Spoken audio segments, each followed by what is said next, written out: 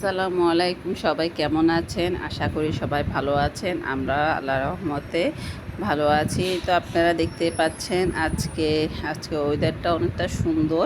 গরমও আছে কিন্তু রাস্তাঘাট একদম ফাঁকা।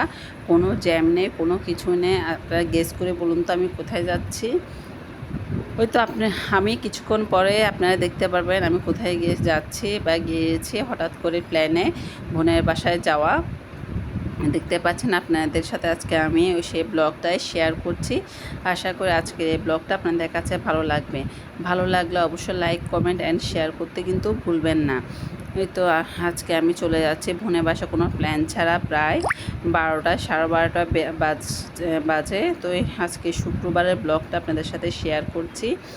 তো এখানে হঠাৎ করে যাওয়ার কারণে আমার বড় বোনের বাসায় চলে গেলাম।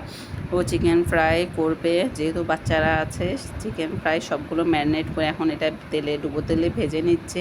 এর মধ্যে কিন্তু সালাদও রেডি করা হচ্ছে। রান্নাবান্না প্রায় শেষ। হঠাৎ করে যাওয়াতে কত কিছু আয়োজন করেছে আপনারা দেখতে পাচ্ছেন।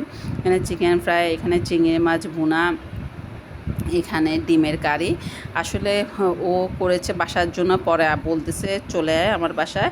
আমি যেহেতু রান্নাবান্না করেছি, এখানে পোলাও, আমি যেহেতু রান্নাবান্না করেছি সবার হয়ে যাবে। তো হঠাৎ করে প্ল্যান করে তাড়াহুড়া করে রেডি হওয়া, ওর বাসায় সোজা চলে গেলাম। কোনো প্ল্যান ছাড়াই হুট করে চলে যাওয়া। তো বলেছে, জোর করেছে বিধায় 12:30, 12টার বেশি, 12:30 একটা, প্রায় 1টা বাজে। ওই টাইমে চলে গেছি। গিয়ে তাড়াতাড়ি করে প্রচণ্ড খিদে লেগেছে, চিকেন ফ্রাইটা করে নিলাম, তাই খেতে বসে গেলাম। তো আপনারা দেখতে পাচ্ছেন এখানে গরুর ভুঁড়ি রান্না করেছে। কে কী বলে, অনেকে গরুর ভুঁড়ি বলে, অনেকে বট বলে। তো আমাদের অঞ্চলে এটাকে বট বলে, অনেকে বলে গরুর ভুঁড়ি। যাই হোক, যেটাই হোক, খেতে পারলে তো হয়েছে।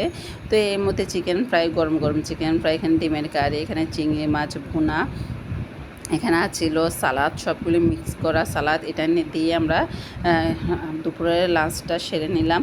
রান্নাটাও খুবই অসাধারণ হয়েছে, মানে অনেক মজার খাওয়া হয়েছে, জম্পেশ খাওয়া দাওয়া শুক্রবারের। তো এই তো হঠাৎ করে বাসায়ও রান্নাবান্না করে ফেলেছিলাম, তো ফোন করেছে বিদায় চলে গেলাম বোনের বাসার কোনো প্ল্যান ছাড়া। আগে তো বললাম কোনো প্ল্যান ছাড়া। তো দেখতে পাচ্ছেন খুবই মজা করে খেয়েছে। ওর রান্নাটা অনেক মজা, যারা যারা খেয়েছে তারা তো জানে ওর রান্নাটা কেমন। তো এই তো খাওয়া দাওয়া করার পরে আমি পরে বিকালের খানিকক্ষণ বিরতির পরে এখন বিকালে চা নাস্তা, সিম্পল খাওয়া দাওয়া, যেহেতু ভাত খেতে খেতে প্রায় 2:30 3টা বেজে গেছে। তো এখানে আমি নাস্তা করে নিলাম। ডালপুরির ভিতরে সালাদ দিয়ে, কিমাপুরি না কিমাপুরি এটা সম্ভবত, এটার ভিতরে আমি সালাদ দিয়ে খেয়ে সন্ধ্যার চা নাস্তা খেয়ে, তো আজকে চা দিয়ে বিস্কুট দিয়ে খেয়ে আজকে ব্লগটাই শেষ করছি। আজকে ব্লগটা আপনাদের কাছে কেমন লেগেছে অবশ্যই আমাকে কমেন্টস করে জানাবেন।